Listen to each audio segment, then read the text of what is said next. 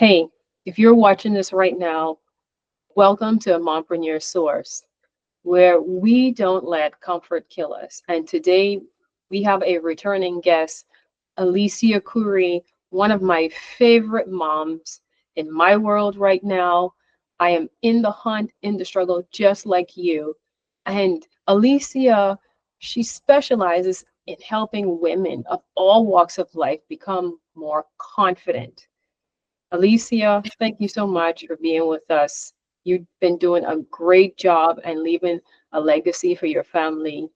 Please share with us the first thought that comes to your mind when you hear the words, don't let comfort kill you. Ooh, don't let comfort kill you. Well, don't be in the mindset of, I don't want to get uncomfortable because it's scary. Being uncomfortable can be scary, yes. But uh, just as you said, don't let comfort kill you.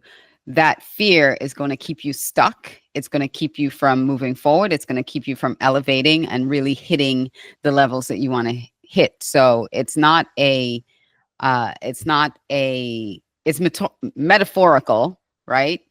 But it is actually going to kill your hopes, your dreams, and your desires. So, it's not going to physically kill you.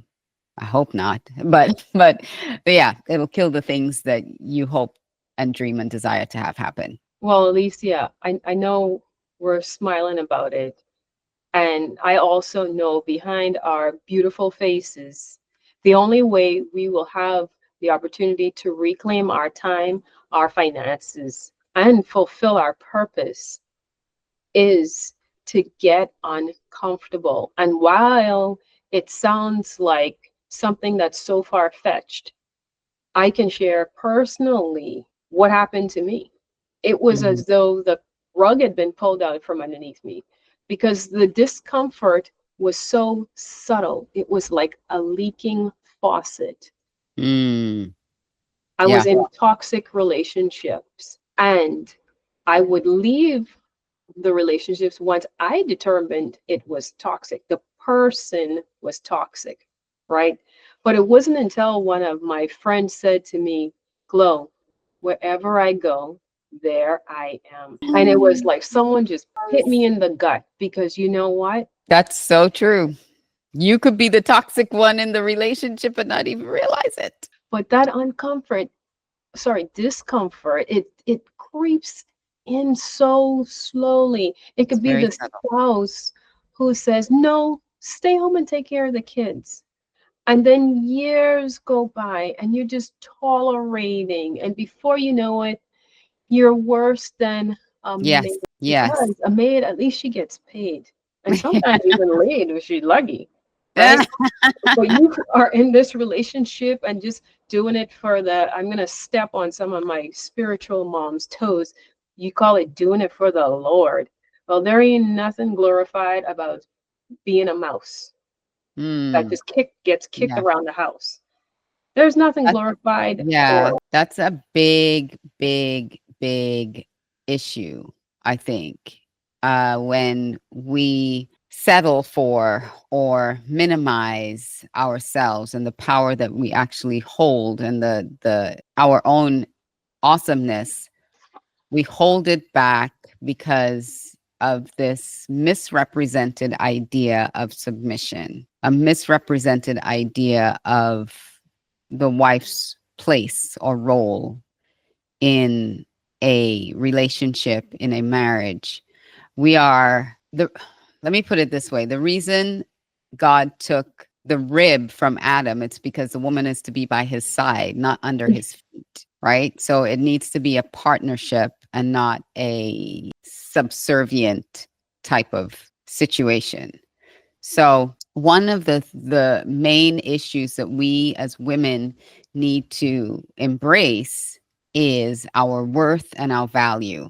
And I actually just did an episode of my show on that, Unleash Your Audacious Confidence, on our worth and value. And I think next week I'm going to do another episode, just continuing that conversation, because it was something that I struggled with for so very long, understanding my own worth and having people say, "Oh my gosh, you're so great and you're so that," but I did not understand what that was, and I didn't embrace it, and I didn't know how to then utilize it. So even though other people were sharing my worth to them, right, in their eyes, what my value was to them in their eyes, I didn't fully embrace what my own value was, and then what my value to the world is.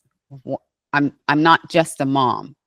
I want to bring, of course, amazing human beings. I want to raise amazing human beings that are uh, respectful and kind, and also productive in this society, and want to do something important for society. But I'm not just a mom, right?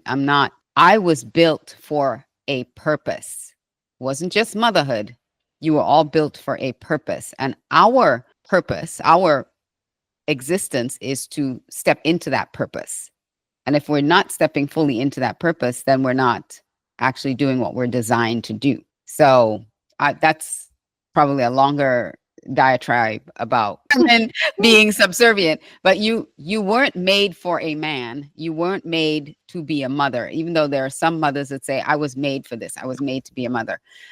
But there's also another purpose inside of you that you were created, because we were all created individually. We weren't created for someone, but for something, for God's purpose.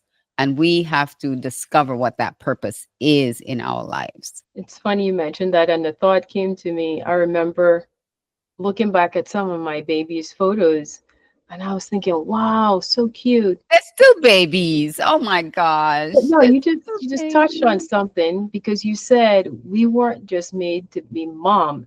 And if it was a fact that we were made just to be mom, the babies would stay Stay babies. babies. Because now I'm looking at my babies, and man, I feel like I get hit by a linebacker. Sometimes they just run to give me a hug. I'm like, ouch.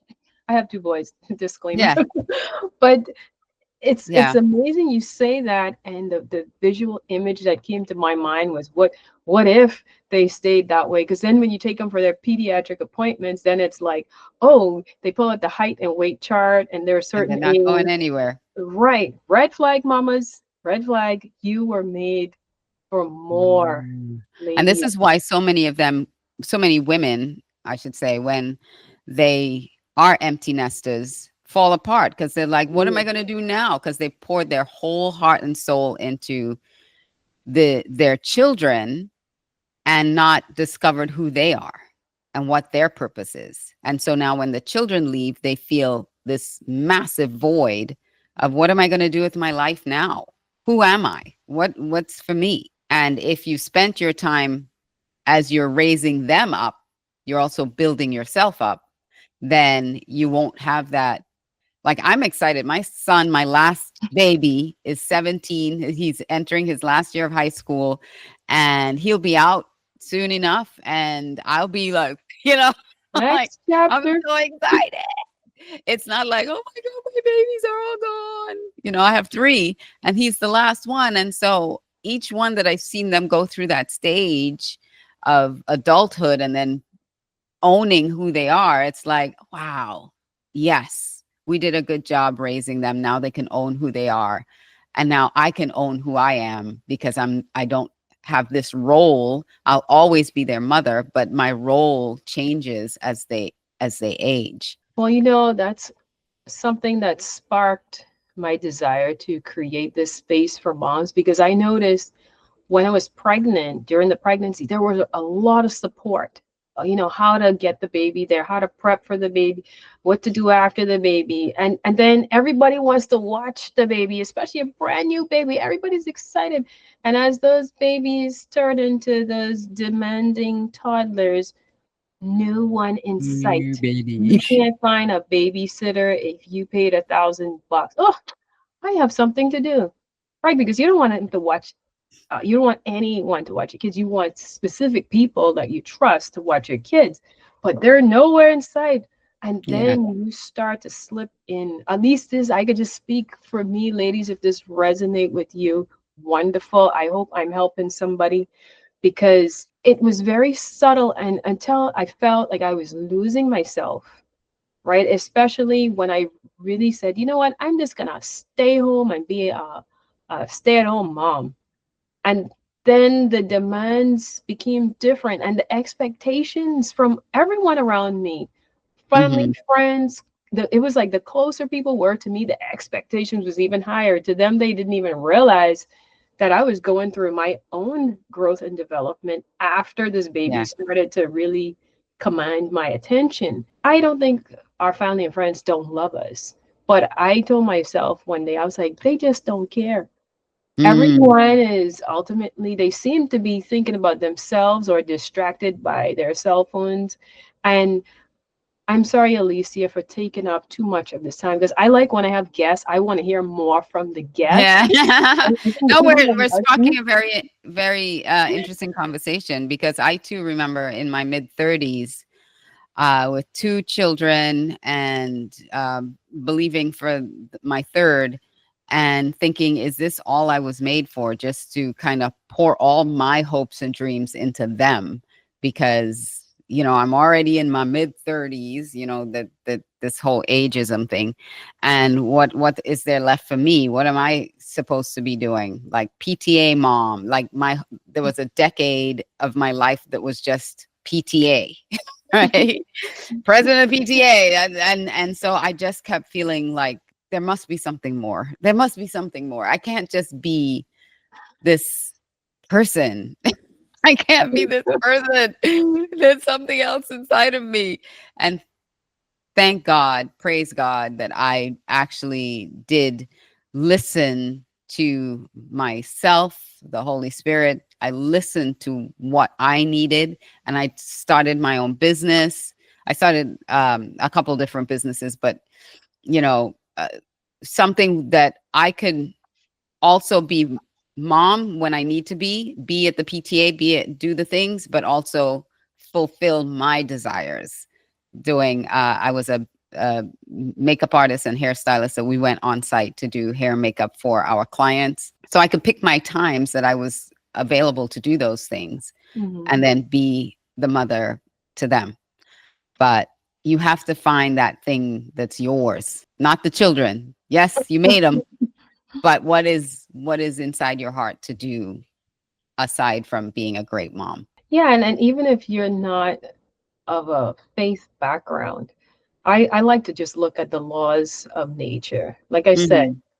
no matter what your religion or culture, the baby doesn't stay a baby. So that should tell you you weren't meant just to be nursing a baby the whole Correct. time, right? Because You if you're know, nursing an 18-year-old, something is wrong. I'm what just going can you need to cut the umbilical cord, but yes. I like sharing these stories only because I know sometimes we get stuck, and like I said, it sneaks up on us, and we wear it so well. Oh my goodness, Yes, the we put that stories. smile on. Yeah, and especially we put on some makeup and slick our hair back, and your friends look at you and your spouse like, oh, they're so great together. You know, I have to tell you, comparison is my public enemy number one. Mm, Because until I started interviewing moms in business, I realized that there is a lot going on in yeah, all of our worlds, yeah, and most people do not understand. yeah. So, And we have to give each other compassion. But you yes. started talking about comfort zones. Comfort is a killer, and it it takes a lot. It takes a lot to do personal self-development. It takes a lot of courage to step out and actually learn about yourself. I can't remember the exact quote, but there's a quote. Is it on my wall? Yes, the degree to which a person can grow is in direct proportion to the amount of truth they can accept about themselves without running away. That's by Leland Van der Waal. And sometimes the truth about you mentioned, that wherever you go, there you are. The truth about you sometimes is what you're hiding from that keeps you in your comfort zone. Because the dark side is where you grow the most. When you are willing and able to look into that dark side of you, the thing that you don't want anybody else to know about or anybody else to see, that's the uncomfortable place that you have to get to, because you got to work through a lot of that stuff to get onto the other side of it. And that's where you'll get your biggest breakthrough. Wow. All right. So I know our time is near the end. Every time we speak, Mic drop. That's it. I'm like done. like I say, ladies, your stories matter. There is someone somewhere waiting for you to share, especially if you've taken on the bold challenge of becoming an entrepreneur, a true entrepreneur, that you are working to have the ability to provide for your family, leave a legacy, and create opportunities for other people in the world. That is huge. That's why we support you, and you don't have to do it alone. Check out our resources and our tools. And I will leave on this note: get a mentor or a coach. We have several trusted mentors and coaches available through our resources and networks. You can reach out to us. We will put you with one that matches your personality and character. One of my favorites, like I said again, is Miss Alicia Couri here. We share so much unspoken things in common that I was just like, oh my goodness, I can't believe someone else out there exists that understand me. Exactly what I'm going through right now. Yep. Right. And the cool thing is Alicia has tools. Now I've worked with a lot of coaches, and some of them I've paid thousands of dollars to work with. Ladies, step outside of your comfort zone and get a coach or mentor. Free sounds great, but if you are serious about changing the trajectory of your life, because like we said, most of us run around running from ourselves and the truth. Hmm. If you've complained about a situation to more than one person, And chances more than are, one time. yeah, chances are you're making a good deal of contribution to continuing that pattern. Yeah. Find a coach, ladies. I promise you, it's the best decision you will make. There are several Best coaches who will work investment. with you, but make sure vet them, because I've had some bad ones too. I've had some bad counselors, coaches over the years. I'm always here open to speak to anyone who has the need to um, connect. But Alicia, thank you so much for being with us. And we look forward to continuing our conversations and workshops and all that the future brings to us. Thank you so much. You're welcome. And I am unalignable. Yes, And the we mompreneurs, are. you Yes, can we find are. me. All right. All right. Thank you. Thank you, Chloe.